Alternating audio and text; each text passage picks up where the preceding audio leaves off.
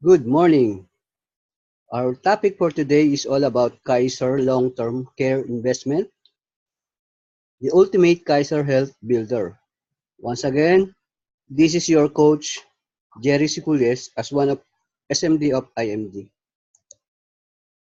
First of all, who is Kaiser? Kaiser is the duly accredited with the Department of Health, also registered with the Securities and Exchange Commission last June 8, 2004. Also a healthcare provider with authorized capital stock of 160 million. This is also registered with the Insurance Commission. Kaiser's board of directors are seasoned experts in the medical service and in the healthcare industry. Its medical director, Dr. Leia R. Uyuyolo, its former president and medical director, Dr. Ramon B. Abregan Jr., is a former DOH head executive assistant, a former consultant to the DOH secretary, and a former member of Medical Board of Examiner of the Philippine Regulation Commission or PRC. Kaiser's profile, company name, Kaiser International Health Group Inc.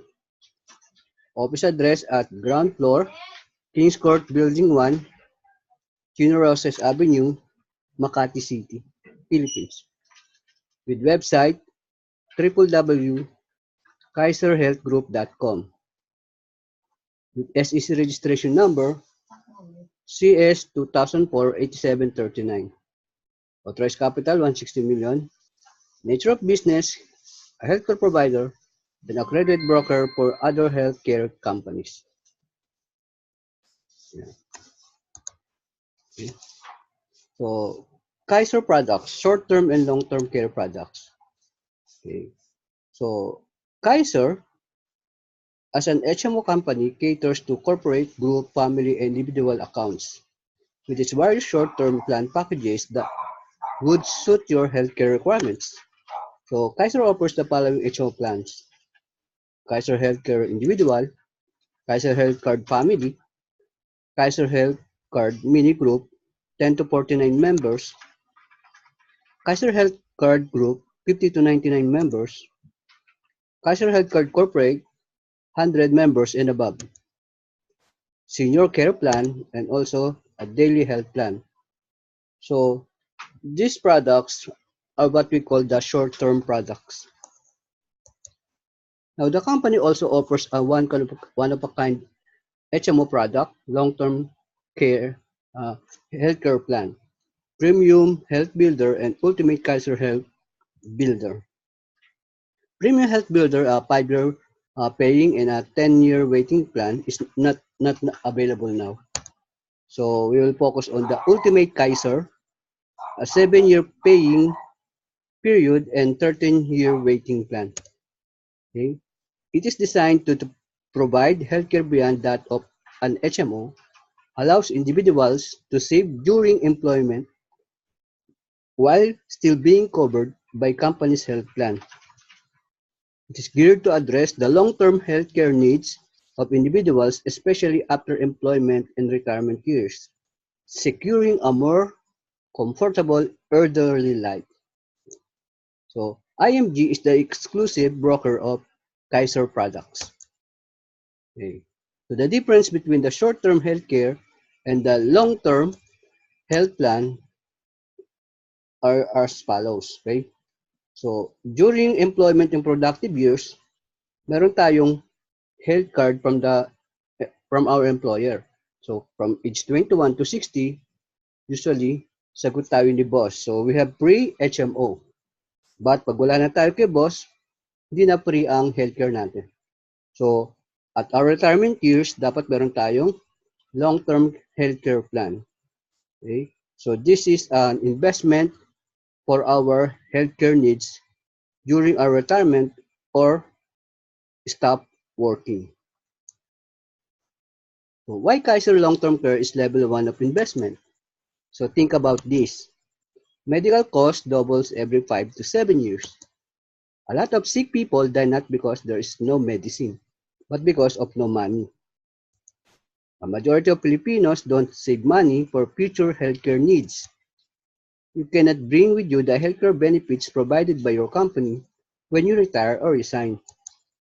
No traditional healthcare company covers age 61 and up. Most people rely on their children or sell properties or borrow money for their medical needs during retirement. A majority of personal bankruptcy is due to medical crisis. Now, this product will help you how to build a solid financial foundation. So, start from the ground up. So, start from your healthcare, so short term and long term, and protection, life insurance. Next, eliminate our debts. Make sure we have emergency fund, and last, we have a long term investment. So, it's just like building a house. You must build it from the ground up. So, if you're looking for a product that includes a long term healthcare with life insurance, with also an investment, and also emergency fund when it matures. So this is all in one package, which is called the Ultimate Kaiser Health Builder. Okay, so it's only a 7 year to pay. It's a three-in-one product. Okay, so Kaiser International Health Group Inc. is one of the product providers of IMG, offering people as of writing the only long-term healthcare program in the Philippines. It's a three-in-one product that solves the three financial needs of Filipinos. Number one, investment, life insurance, and long-term healthcare. So this long-term care product is called the Kaiser Ultimate Health Builder. The long-term care program has three phases: the accumulation period, the extended period, and the start of long-term care period or the maturity. Maturity. Okay. So first we'll talk about the benefits during accumulation period or what we call the paying period. Okay, so this is the paying period. For example, this is a plan K100. So the accumulation period is 7 years, okay, with a policy fee of 500 per year. So this plan will cost you 58,821.43 per annum for 7 years. Total 411,750 for only 7 years to pay, and with the benefits of number one, as long as naka 1 year kayo, meron kayong free annual physical exam benefit. So, physical examination, chest x-ray, stool examination, routine analysis, and complete blood count. And you have a free ECG for members above 35 and pap smear for female members above 35 years old as required. Number two, you also have a dental benefits, unlimited dental checkups, unlimited simple tooth extraction, once a year free dental prophylaxis, presentation of jackets, crowns, inlays, or onlays, that's pasta, and minor adjustment of dentures. Third, you have basic medical health benefits to our accredited physicians fees, specialist fee, surgeon's fee, anesthesiologist fee, and also in operating room, intensive care. So meaning, discounted po tayo as a member of Kaiser. And number four, with this plan, K100, for illustration purposes only, you have a member's choice of room and board up to 1,000 per day. The number five, yearly health benefit limit of 60,000 per year for 7 years. Once na ma-approve yung plan nyo, on that first day, covered na kayo sa hospitalization nyo just in case na wala kayong magamit na healthcare, so you can use this Ultimate Kaiser Health Builder. So, in this plan, 60,000 per year ang naka-allocate na sa hospital. So, bayad ng hospital, hinihintay na lang po tayo for 7 years, 60,000 per year. Okay? Now, number six, waiver of installment due to death or credit of life. So, just in case within accumulation period may nangyari sa atin, for example, age 22, may nangyari sa plan holder after 2 years, okay? So, the remaining years, fully paid na. Okay? and the plan will be transferred to the beneficiary. And also, waiver of installment and premiums due to total and permanent disability. And number 8,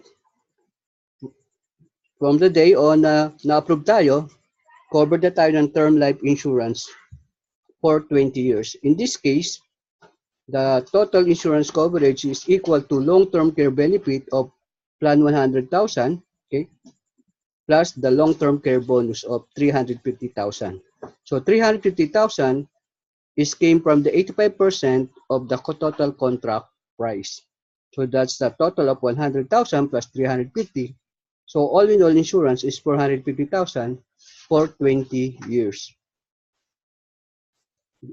Now, in case accidental death, 450,000 is multiplied by 2. So 900,000 marireceive ng beneficiaries nyo just in case ang cause of death is accident. And also, if dismemberment yung case, loss of both hands or feet or eyes, 100% of the insurance, loss of one hand and sight of one eye, 100% of 450,000 insurance, loss of one foot and sight of one eye, 100%, and loss of one hand and one foot, 100%, loss of one hand or one foot or one eye, that's 50%. Okay.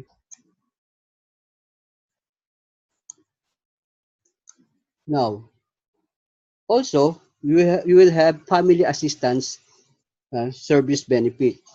Okay. So, once na maka 1 year of payment tayo, the policy should be in active status and plan should have completed at least 1 year of payment. So, pwede nyo ipagamit yung healthcare benefit nyo sa kamag-anak nyo. Just in case yung kamag-anak nyo papasok ng ospital, hindi niya na kailangan mag-deposit or hinga ng health card para ma-admit. So, pwede yung pagamit yung health card natin. So, nominated patient must be an immediate family member of the policyholder or within the first degree of consanguinity. Policyholder agrees to avail only of the services of Kaiser's accredited doctors and affiliated network of hospitals. Assistance to be provided by Kaiser shall only be to the extent of the allowable benefits due to the plan holder under his policy. So, if your annual limit is 60,000, so yung kamag-anak nyo, 60,000 din po yung limit. Prior to discharge of the nominated patient, payment should have been settled with Kaiser. So, bago ma-discharge, so babayaran na ng patient yung binayad ni Kaiser. So, kung 60,000 yung nagamit, 60,000 babayaran ng patient sa Kaiser. So, just in case, if plan holder requested or opted to pay on a term basis, kung walang pambayad, the payment scheme is on case-to-case basis and subject to Kaiser approval. So, magiging loan if ever na hindi makabayad yung family member. Please note that this assistance is an accommodation only. It's not considered a benefit of the plan.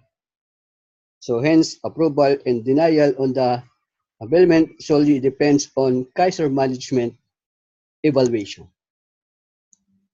Now, we go to the extended period or the waiting period. So, once na fully paid na yung plan, nasa extended period tayo, issue na kayo ng Visa card, this card, okay? Yan. So, you will register out the full when you full paid name plan. Okay? You will i-issuean kayo ng Kaiser certificate of full payment and Visa card like this one. Okay? Yan, certificate. So, at the extended period, dito na po tayo. So, fully paid na yung plan. So, ito yung mga benefits. Wala na kayong 60,000. sa extended period. You will receive annual health benefit just in case para magamit nyo pang hospital nyo. So in this illustration, plan K100 or 100,000, so 10% yearly health benefits given to the plan holder. So 10% ng yearly health benefits, so 10% of 100,000 is 10,000. So taon-taon, bibigyan tayo ng 10,000 ni Kaiser. Then, accumulated unused yearly health benefits. So, ibig sabihin, just in case next year, di mo magamit yung last year na health benefits mo, it accumulate with interest. So, for example, in this 8th year, hindi mo nagamit yung 10,000. The 9th year, another 10,000. So, total, 20,000. Plus, 10% of unused yearly health benefits. So, 10% of 10,000 na unused, so that's 1,000. So, 1,000 plus 10 plus 10, so 21,000. Next year, another 10,000. Then, 10% of unused yearly health benefits, so 2,100. So 2,100 plus 21 plus 10,000, so 33,100. Then next year, another 10,000. So 10,000 plus 33 plus 10% of 33, so that's 3,300. So all in all, we have 46,000. And malaki na po yan, no? And so on and so forth. Okay? Then, aside from yearly health benefits, you will also have a yearly health bonus. So, this will represent as our dividends. Okay? So, at the 8th year, bibigyan natin yung dividends sa atin ng Kaiser. Okay? So, you can also use that for your hospitalization just in case na kailangan nyo ng healthcare needs sa emergency. Okay? So, yearly health benefits plus yearly health bonus. So, total like this one, 10 plus 30 to 40. And next year, mag-i-interest pa rin siya.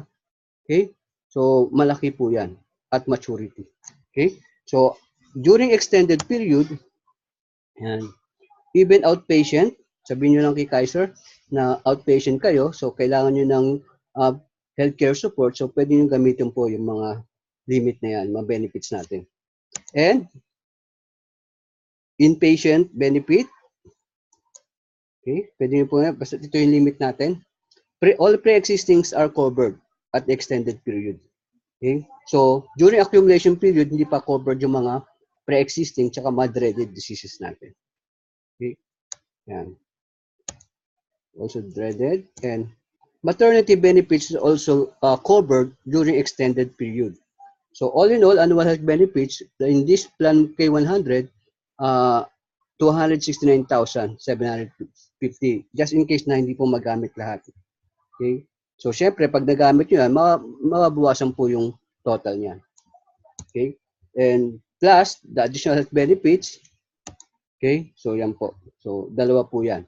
So, dalawa yung benefits na, na pwede yung gamitin pang hospital during extended period. Okay? Now, wala na pong policy fee. So, pag extended period, wala na pong policy fee na 500 pesos per year. It's only on accumulation period. Now, during maturity, last period natin, matured na yan. So, CO1, 22, nag-matured 42 plus 20 years. Diba? So, ang total ng, let's say, walang nangyari sa good CO1 ng company, yung healthcare niya. Okay? Kung just in case na mangyari kay Juan, sagot ng company because of the benefits. So, ito, hindi nagamit kay Juan. So, the age 42, yan, meron siyang 269,750. And also, this is a guaranteed long-term care benefits, 100,000. Okay? So, ito yung napili niyang plan. Then, the long-term care bonus, 350,000, which represents the 85% of total contract price. Okay? So, just in case na mawala lang po yung bonus, just in case na magamit natin yung health card natin from Kaiser sa confinement during accumulation period. So, mawawala yung 350 just in case magamit natin yung health card natin. Pero, all in all, kung isasama pa ito, di rin nagamit yung Kaiser card, additional benefit, or the dividend form. So, total nito is 1.1 million. So, just in case na mawala yung 350, may mangyari sa atin within accumulation period, So mawawala lang yung 350. So all in all, meron ka pa rin almost 800,000 na matitira sa 1.1 million. Okay? And tuloy-tuloy yung 10%, but based na sa total accumulated benefits with bonus. So whatever the remaining, emergency fund nyo na yung 1.1 million. So it's your option kung gusto nyo kunin yung 1.1 million as a cash or stay lang siya. Or kalahati, stay nyo. O for this example, di kinuha ni Juan yung maturity value na 1.1 million. So stay lang siya. So nung binalikan ni Juan to at the age 60, so nag-accumulate yung 10%. No? Okay, so by the age 60 na siya, so meron siyang 6 million. 10% of that is 148,380. And by the age 65, kung di pa rin niya gagalawin, meron siya na 10 million and 10% of that is 1 million. Ngayon, kapag di nyo naubos tong fund na to for your healthcare, okay, transferable to your beneficiaries. Okay? Yan. And take note, upon maturity, available cash na to. So, nasa Visa card nyo po ito. So, just in case na mangailangan ko, pambayad ng Meralco, pambayad ng tubig, pang grocery, okay? So, pwede nyo itong kumurot-kurit kasi nasa Visa card nyo na po ito. Okay? So, emergency fund na po siya at maturity period. Okay? Now, so, Kaiser is PhilHealth integrated. Okay? Once admitted, you will be advised to file your PhilHealth reimbursement form. The PhilHealth reimbursement due shall be deducted from the total hospital bills. So, bago po masettle ni Kaiser, ilales muna yung PhilHealth portion. Then, after the PhilHealth portion ng bill niya sa hospital, doon na po papasok yung Kaiser. So Kaiser members without PhilHealth membership shall shoulder and pay the corresponding portion of PhilHealth. Now, the owner shall be given a grace period of 60 days, just in case you cannot pay, okay, on the due date. You still have a grace period of 60 days. No penalty, okay, no charges. So if payment is made after the grace period, the contract shall be considered lapse. Note, benefits may be provided to the member only after the due installment is paid. So meaning lapse siya, nakapos po lahat ng benefits natin. Okay? So just in case, after 60 days, naglapse na yung plan nyo, you have an option also to reinstate your plan. So tawag doon reinstatement. Okay? So there are two ways to reinstate your plan. Re-activate nyo ulit. So first is you can update. So member will pay the premiums due on all the missed months plus surcharge of 1.5% per month or 18% per annum from the date of each unpaid installment. Then, second one, to reinstate your plan is to redate.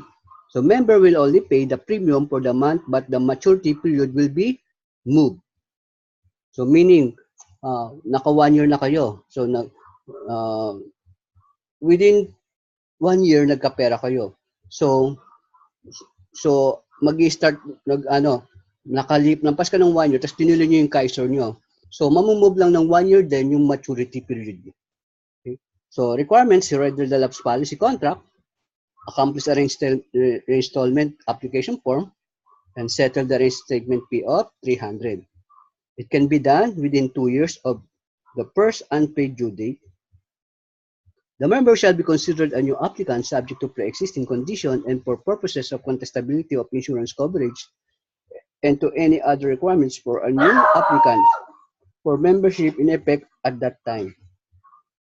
Kaiser shall cancel the contract without need of notice to the owner if he fails to reinstate within the prescribed period. Now, just in case wala nang way para ma-reinstate yung plan nyo, so you can surrender your plan.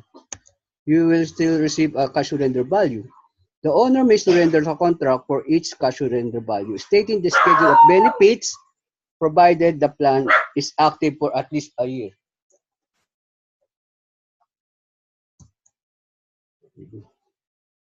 Now, just in case you don't want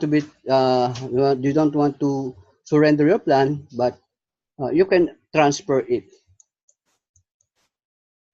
The owner is allowed to transfer his rights under his contract at any time. Make sure active yung plan and dapat may written request.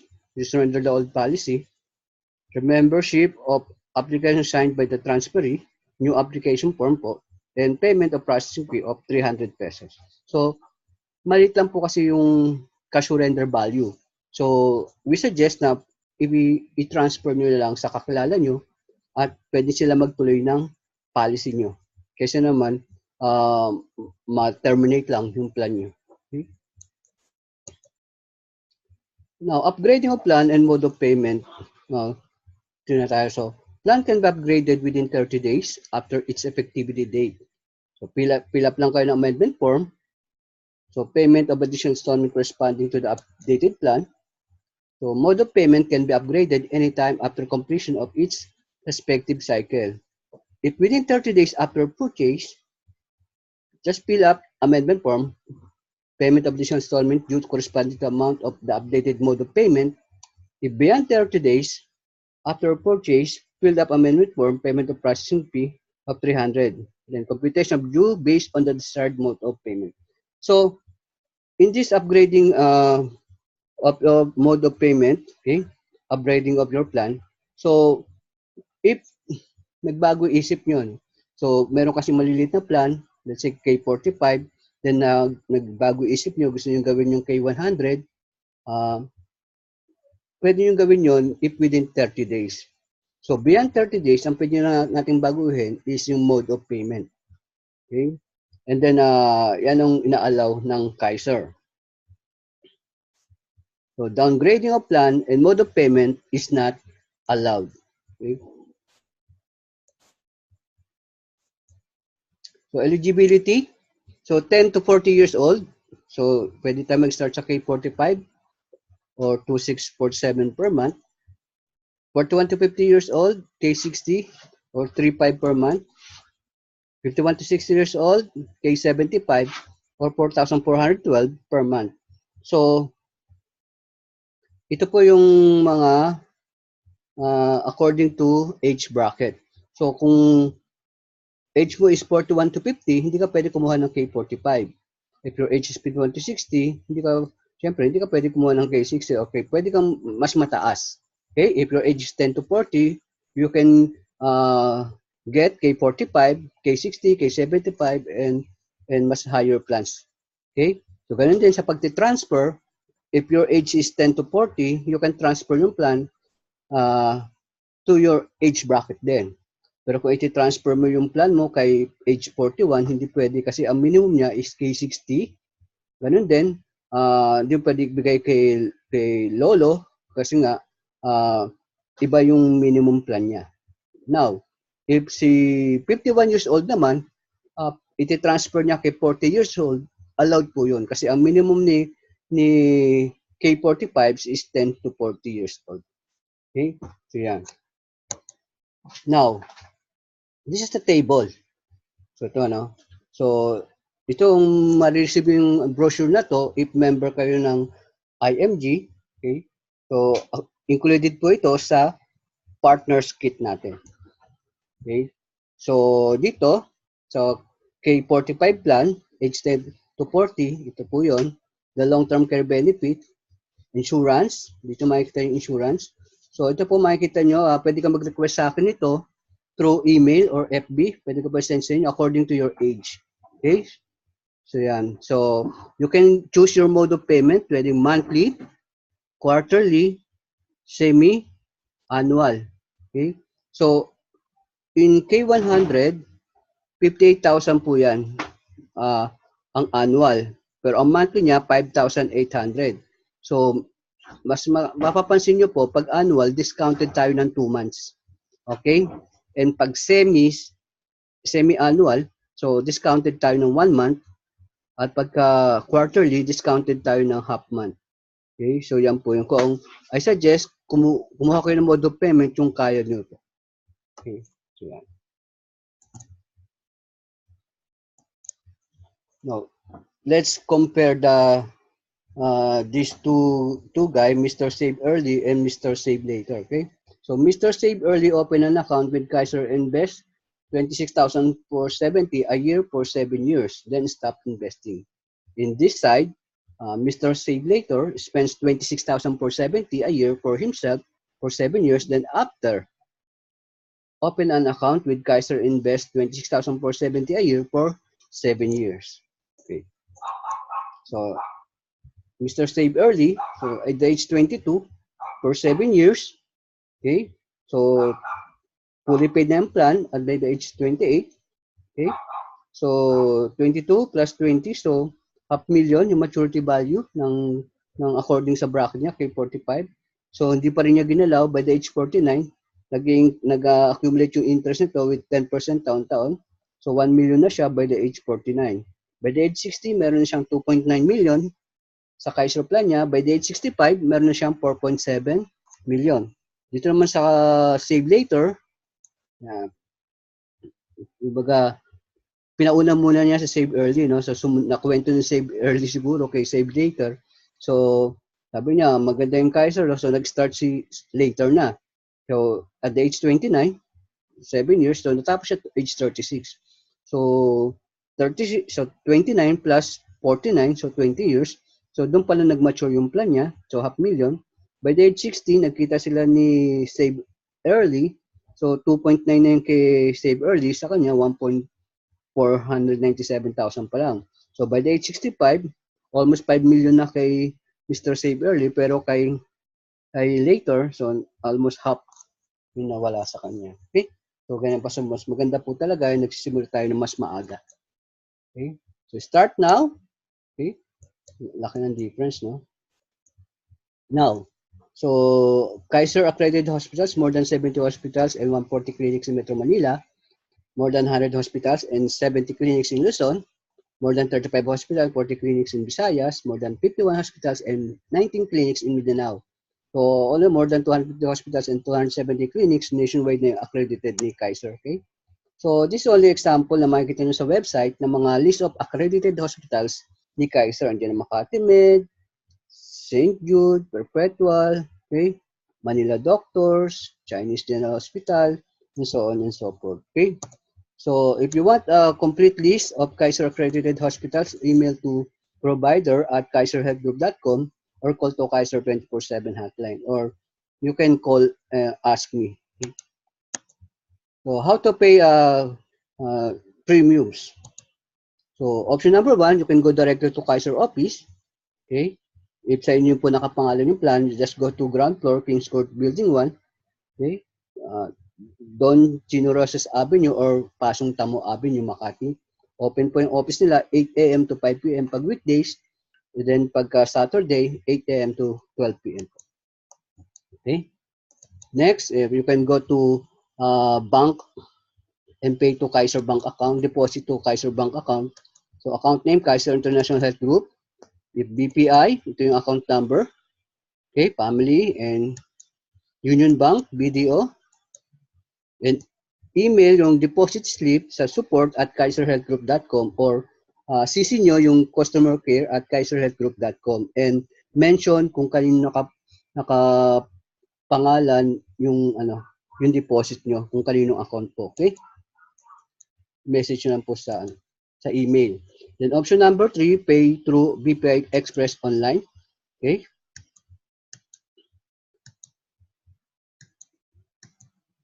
So account name, Kaiser International Health Group. Log in to your BPI online account at www.bpiexpressonline.com. Click Bills Payment, enroll other bills. Look for Kaiser under list of merchants. Use your application number found in your online policy as the reference number. If an error will occur, try changing the first digit to 0. Example, your application number starts with 8. Then change first digit to 0. So do not use the policy number. You can also schedule bills payment every month. Okay? So over-the-counter deposit to any IMG account, to account name, IMG or International Marketing Group, to Metrobank, BPI, BDO, PNB, Union Bank, Land Bank. Then upload the deposit slip to IMG kiosk to go to http /img.com.ph/kiosk2/. Okay? So, for you to be able na matuto mag-kiosk 2, pwede po kayo mag-process na nag-invite sa inyo sa IMG.